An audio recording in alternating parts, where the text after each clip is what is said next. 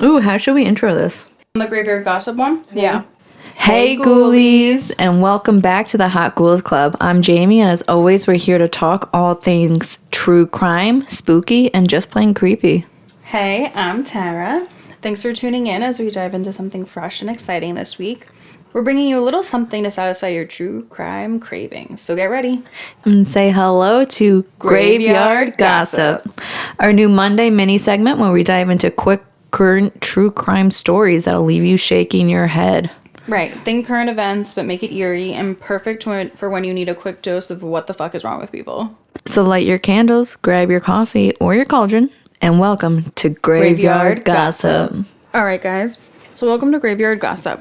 Jamie and I are going to go back and forth and kind of just talk about some current events of true crime that we either like organically came across or looked up within the U.S. over the last, week or so. We'll typically do this every other week. Yep. And just to let you guys know, too, we're going to be switching up our own scheduling.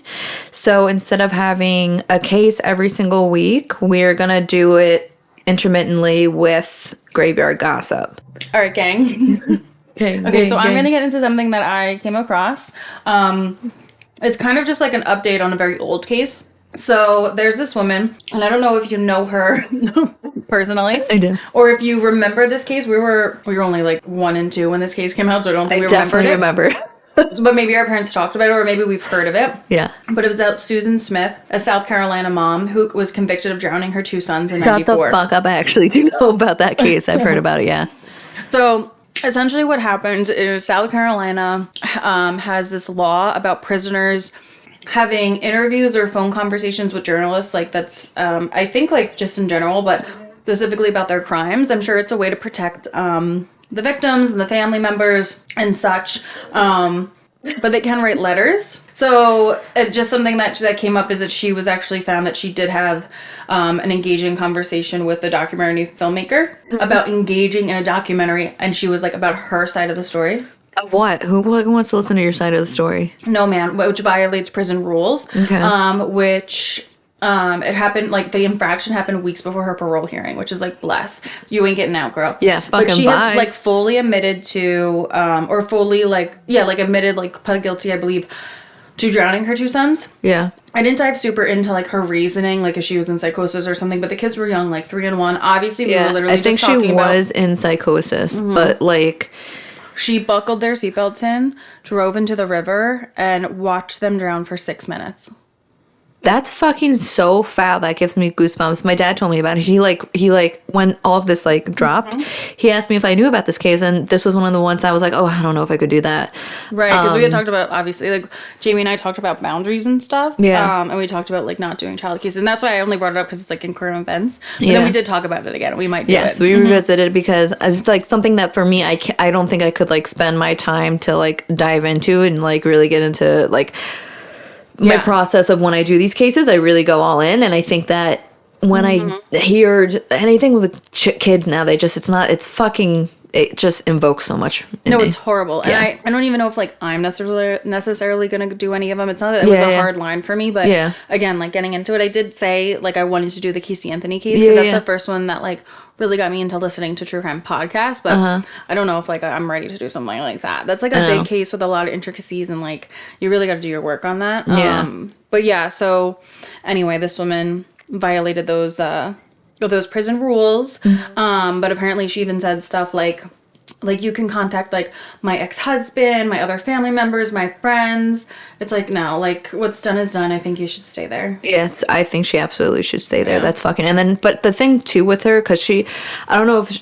So I'm pretty sure she called for psychosis. And what is getting people is the fact that she blamed somebody else. Like she fabricated a story to try and cover up why, like... So she didn't show remorse immediately. Which exactly. would have been admitting guilt immediately. Yeah. And I think that people, like, do go through psychosis after pregnancy and stuff like that. But there's also, like, I don't know. It's... Because for me, I've never been through psychosis. I don't know what it like, entails and, like, how much it really does warp your reality. But, like... your fucking kids. Like, I think there's, like, a baseline morality that But again, I don't know. I've never been fucking crazy. I don't know. It's hard to say. I know. I just feel like you still killed 2 fucking kids, whether or not you did it on purpose. Innocent children, yeah. Yeah. Whether or not you did that on purpose because you were going through psychosis or not, fucking stay in jail. Take your fucking rep, dude. You killed 2 little babies.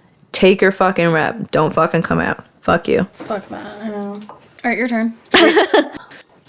So I'm going to do one that's on this guy named Joseph Jorgensen. He's somebody that he recently has pled.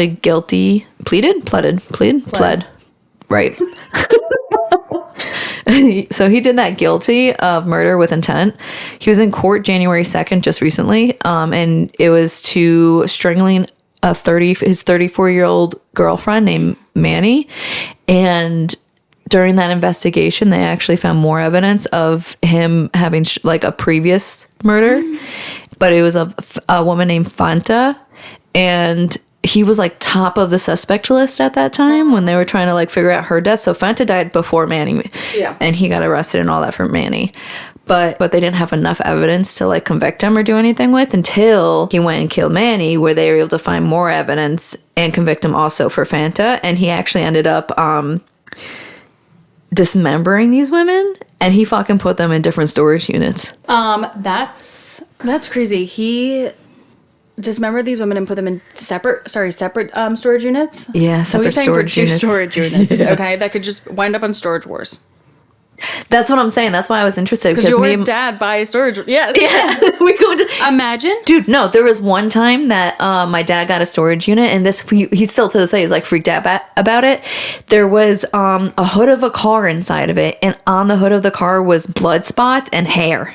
And he's been fucking freaked out. He didn't do anything about it. Well, you just outed him. The police are coming. I ain't going to. I ain't tripping. It's not hit. Allegedly. What do? You just threw it away? Yeah, he threw it away. That's so scary. But how fucking wild is that? To think he was like, I don't fucking know what this is. That's I know it. Well, I mean, if you found a body part, you have to say something. Dad. Well, it might be soup at that point. What? That was on the thing? No. I'm saying if you found an actual body part. Oh. Like you found dismembered parts, you'd have to be like, okay, so at least tell the front desk. I'd be like, just like text. Leave a little text. That's so crazy. Yeah. Well, so obviously he's a total asshole. Yeah. Who murders his ex-girlfriends. Yeah. Piece of shit. What was his name again? Joseph. Fuck you, Joe. Yeah, he faces up to 40 years for his atrocities. But is he being charged for Fantas now? Yeah, he is. Wait, what? I don't remember what I was saying. So re-say it. No, that was like... Oh, yeah. There's nothing. Oh, I thought you meant like you lost your place. No, I already said what I want to say. Okay, is that hit on him? Yeah. Okay. All right, I'll go. Okay. So... I was actually going to do one about like this woman doing a stabbing over a tip, but I think that has been like done a lot of times, so I'm actually going to do something else. Okay. So this is in Texas, and it actually has to do with like a minor. Yeah. But you'll hear. Aubrey Von Londingham, a 17-year-old Texas cheerleader, has been charged with the felony cruelty to livestock animals for allegedly poisoning a classmate's show goat. Willie. Fucking Willie? Willie. Surveillance footage reportedly shows Von Londingham using a drench gun to administer pesticide to the goat at Vista Ride High School's barn in Cedar Park, Texas. What the actual fuck, dude? In October of 24, the goat died following the day from pesticide intoxication, and Von Londingham allegedly confessed to the act, citing her belief that the goat's owner was a cheater. Okay. A search of the phone revealed internet queries about poisoning animals and clearing search history. She was arrested on November 22nd, 2024, and was released on a $5,000 bond. As part of her release conditions, she's prohibited from being around animals without adult supervision and must avoid contact with the victim's family. And if convicted, she faces up to 2 years in prison. And we're gonna find out what happens in March. What the fuck? That's why. And they'd be like, I did it. Guys, like, high school is not that serious. No. Like, no. To poison fucking a goat named Willie. What did Willie do to you? Literally nothing. Bro's just out here existing. Like, you're gonna poison the goat? What a fucking psychotic move. Such an asshole. This, like, and then 2 years for that, right? And, like, goats' life mean nothing. Truly. And what was I gonna say? What does it feel like? This feels like a movie. Like, this is something that would happen in, like, a parody of She's All That. Yeah. You know what I mean? Like, it's such a parody, not even a fucking serious like, movie. Not another teen movie or some shit like that. Like, that's such bullshit. That's wild. It's bullshit. That's taken serious about, like, competitive nature to a whole new fucking level. A fucked up one, too. Honestly, watch a couple years down the line when she obviously gets out and serves nothing for this, and she's fucking around outside in the world. She's gonna do some really fucked up thing and earn her name in spotlights again. They're gonna be like, "You remember when she poisoned the goat?" It's gonna be on her record. Yeah. So if she has to do a background check for a job, they're gonna ask her about it, and she's gonna say, "I murdered a goat because I couldn't handle cheating." Somebody getting a higher grade than me. Yeah, truly. Tell the principal. Yeah. Damn, brother. Damn, Texas, it's not that serious. No, that's wild. Or at least, like, if something, do like the animal safe hair dye. You know what I mean? Like, say you did that. You painted her pink. Like Jeffree Star and his dogs. Right, like, do it right before a competition so they can't go. Yeah. You know what I mean? Oh, right. I was like, what the fuck am I doing? All right, and then I have mine, or my second one, and that's all I did. Sorry, folks. But mine's about Morgan Geyser. Have you heard? Wait, that name sounds familiar. What is that? She's one of the girls that stabbed her best friend in the woods for Slender Man. Yes. They're letting her out. How long was she in there for? Wait, is the friend dead? No, his friend survived. Oh, it was attempted murder. 20 stabs. 20 stabs to this. How many stabs did Morgan do? Morgan did them all. So it was Morgan. Oh, it was just the two of them. I thought there was more than... There was 3. So it was the girl that got stabbed, Peyton, Morgan, who did the stabbing, and then there was the third name, Anissa. And she was like, to me, so like I like revisited this whole entire like case. So like she was like the manipulator, like the person that was pulling the strings. And Morgan, she was actually diagnosed with early onset schizophrenia. Her father had it. She got it. They said that she plays into fantasies, like heavily. And during this time when she met Anissa, which ended up moving into like the neighborhood, and they became friends quick because Morgan was like not the popular girl, not that people didn't like, she was quirky and all that. Peyton became friends with Morgan because she noticed that she was like alone, didn't have any friends, and she didn't want her to not have any friends. She wanted her to have friends, so she became her friend. They got really, really close. They were close the whole entire time until Anissa comes in the picture. Then all of a sudden, Morgan's drawn to Anissa more, hanging out with them. Payne would still come around to like play dates with the two other girls and all that. So like her and Morgan were still like somewhat close, but as it turns out, Morgan and Anissa were 4 months planning to kill Peyton, like straight up unalive her. That's like my worst fear. Your best friend goes. No, but like it's like your worst fear as a kid, but that is actually almost never true. Is that not the extreme of this, but that like your 2 other friends are conspiring against you to like hurt you, the group of or they're 3. always talking about you behind your back, but you're like, no, that's not true. But like it literally was happening to the worst possible degree. Yes. Like every kid's like social nightmare, right? But like on crack.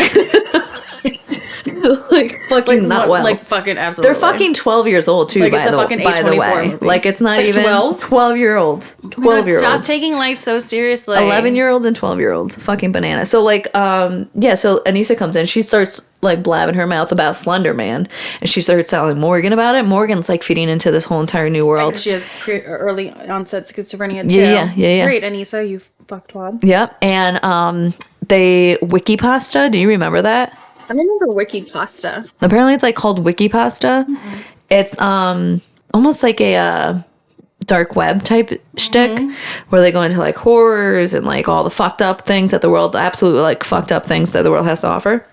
And like one of the things is Slenderman. That's how it like... Was it creepypasta?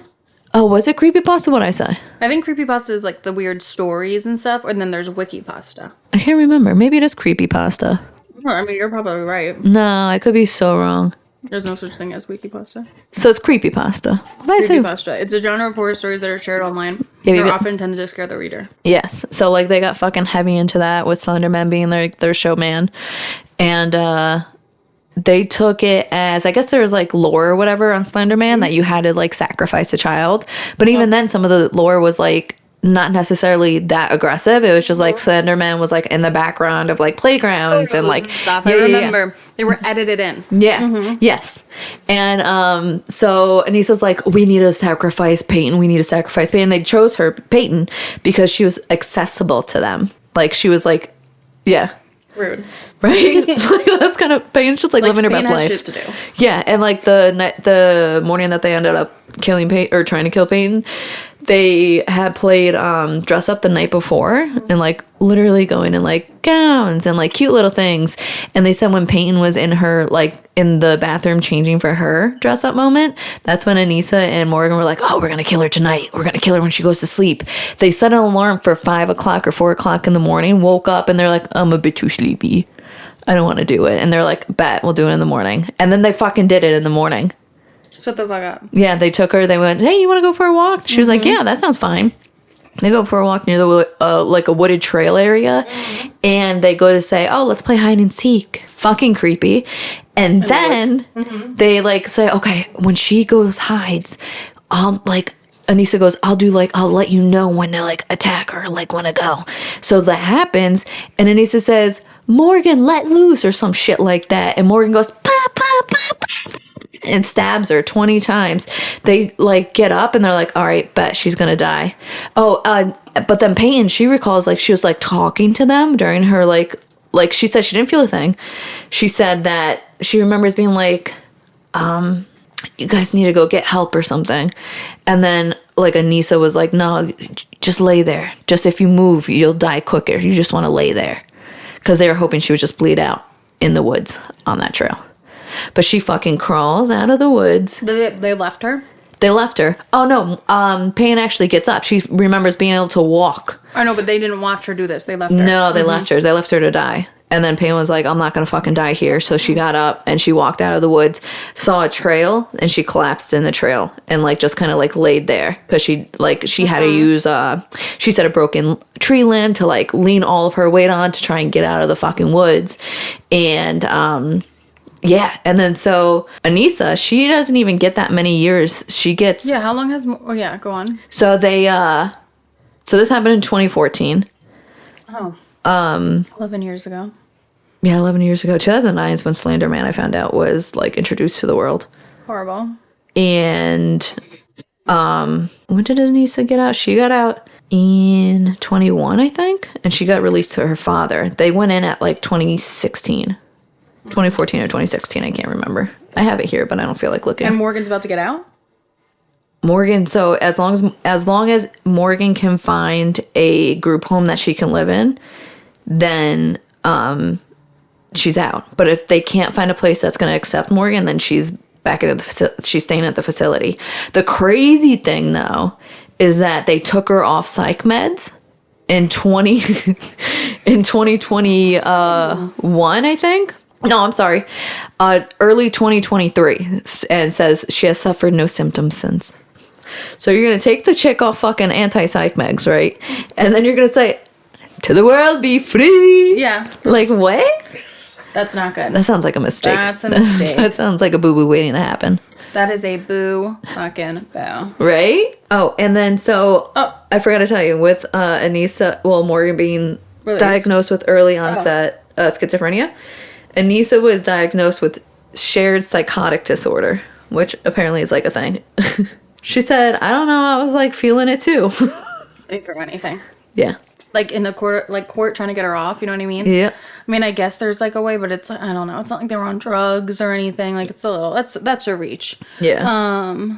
That is a reach. There was during the trial, they interviewed Peyton about like how they would feel about like her and like what, like seeing her go to jail or whatever for a long time. Peyton goes, if you want to be, because they were being tried as adults, I think, because since they were only 12 when this happened. Oh, wow. Yeah, because in the state that this happened in, I forget what state it was, Ohio, Oregon, I don't know. I don't remember. In that state, if you do like a super particularly heinous, violent crime, you're being charged as a full regular adult. No matter the age. Yeah, and Payne, she quotes that and she goes, if you want to do an adult crime, then you do an adult time. That's fucking right. Very good. Very good, Jamie. All right, guys. So this is the last story. I feel like people have probably already heard this, but probably because I listen to podcasts, so I've already heard it. But it's something that happened in Florida. We, of course, have to bring a Florida story in. But this happened a few days before Christmas in Kissimmee, Florida. A 22-year-old pizza delivery driver, name was Brianna Alvello, was arrested for allegedly stabbing a customer 14 times over a dispute regarding a $2 tip. Okay. The incident occurred in a motel where the victim with her boyfriend and 5-year-old daughter had ordered a pizza, and it came out to like $33 and like change. Yeah. And so the victim, the woman that ordered the pizza, the victim attempted to pay with a $50 bill, but it requested change back. Yeah. And Alvello claimed she couldn't provide anything. She didn't have any change. And so that sounds questionable. After the victim managed to pay the exact amount and offered a $2 tip, Alvello reportedly left upset. So she had a $50, but I guess she had some other change that she was able to give like $36. Yeah. But like they didn't break the 50. So the woman left upset. The driver left upset. She returned to the motel with an unidentified male, forced entry into the motel room, and attacked the victim, who sustained multiple stab wounds, and had to undergo surgery for a punctured lung. Oh my God. During her hospitalization, the victim also discovered she was a few weeks pregnant. So Alvello was arrested the following day at her workplace and faces charges including attempted murder, home invasion with firearm, and kidnapping. She's currently held without bond while authorities continue to search for her accomplice. But then I actually think I did see that a man was arrested. I didn't like look into the article though. Oh my fucking Over a $2 tip. A $2, bro. Chill, okay? Get it? Can we get a different job if you're not happy with your tips? I mean, listen, I understand that's super frustrating to get a $2 tip. Yeah. But like, why isn't your workplace providing you with change? Yes. I feel like that's what I'm saying is that's why I was like, that's weird. Mm-hmm. Because I feel like, don't they give the delivery people money specifically for change? Why would you not have change with you? Like a 10 of 5 and 5 singles or something. Like then she could have given You don't need the whole $17. fucking till, you know? No, it's so ridiculous. And it's not like and honestly, like, what is that? How is that worth? Like, or what do you think you're doing? You're an Uber driver. You're trying to defend your honor. Yeah, like, get the fuck over yourself, dude. For real. Like, you got a $2 tip. Move on. Maybe the next customer. Maybe you'll get some karmic energy. The next customer. Yeah. Obviously, you're a sad, pathetic person for doing this. That's fucking wild. Do you know if the baby made it? Yeah, so the stab wounds were nowhere near the baby. I'm so sorry. So the stab wounds weren't actually near the baby. Mm-hmm. So I don't know if it could have been. No, I think she still would be charged with both.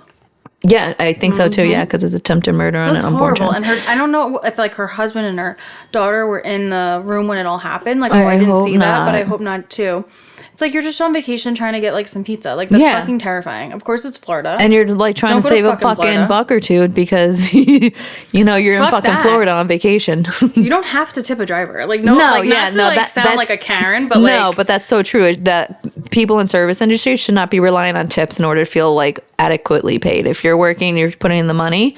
Well, no, they're not sometimes not adequately paid, which I totally get. Like that's why servers they do live off of tips and stuff. Yeah. But that's why it should change. Is like the service industry should just be paying their fucking people. I know, it's so fucking true. It's wild.